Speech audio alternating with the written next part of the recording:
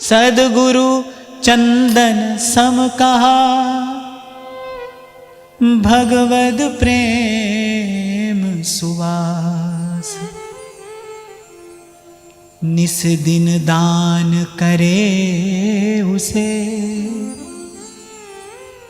जो जन आवे पास। दो गुण होते हैं ना, चंदन के वृक्ष के पास दो गुण हैं। कौन से? पहला तो सुवास है और दूसरा शीतलता। सुवास और शीतलता। जिसके पास जाते ही पहले विषय के ताप से निवृत्ति हो जाए। बड़ा तपाती है संसार की इच्छा, संसार की कामना बड़ा ताप है भाई, इससे बड़ा कोई ताप ही नहीं है। बड़ा तपाती है संसार की इच्छा। जिसके भीतर है ना, खोल कर देखो वो बेचारा कितनी पीड़ा में है, कितने कष्ट में है। बड़ी बड़ी बात करता हो सो ठीक है, ये तो वाग विलास भी हो सकता है। तो जहां संसार की इच्छा की निवृत्ति हो जाए, क्योंकि इच्छा ही ताप है, संसार का ताप संसार की इच्छा ही है, तो सबसे पहले ताप की निवृत्ति हो जाए और फिर सुवास, भगवत प्रेम की सुवास। ये दो चीजें संत के पास होती हैं। संत रूपी चंदन का जो वृक्ष है उसके पास ये दो चीजें जाते ही मिलती हैं। अच्छा, शीतलता भी और सुवास भी, ऐसा तो नहीं कि मांगने वाले को मिले, जो नहीं मांगे उसको न मिले, ऐसा तो नहीं है ना। वृक्ष के पास जो भी जाएगा, चंदन के वृक्ष के निकट जो जाए, वो कह रहे हैं अरे वो जो भुजंग उससे लिपटे रहते हैं, अरे और तो और छोड़ो। वो तो ये कहते हैं जो कुल्हाड़ी काटने के लिए जाती है, वो चंदन का वृक्ष उसको भी अपनी सुवास से सुवासित कर देता है। संत के पास कोई अहित की भावना से भी जाए, पर उसका भी हित ही होता है। इसलिए भगवान ने कहा भाई मोते अधिक संत कर लेखा। ठाकुर जी ने कहा हमसे कोई युद्ध करने आए, हम तो युद्ध भी करते हैं।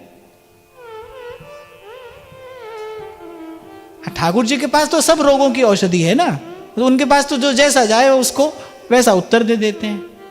फिर कह रहे भाई हमारे प्यारे संत ऐसे नहीं है, हमारे संत ऐसे नहीं है। आप देखिए, जब महर्षि दुर्वासा को सुदर्शन चक्र जी के असह्य तेज से जलते देखा ना महाराजा अम्बरीश ने, तो वो बड़े बड़े करुणाद्र हो गए, व्याकुल हो गए महर्षि की पीड़ा का विचार करके। जो रघुपति मोह पे अनुकूला, तो द्विज हो ही विगत श्रम सूला।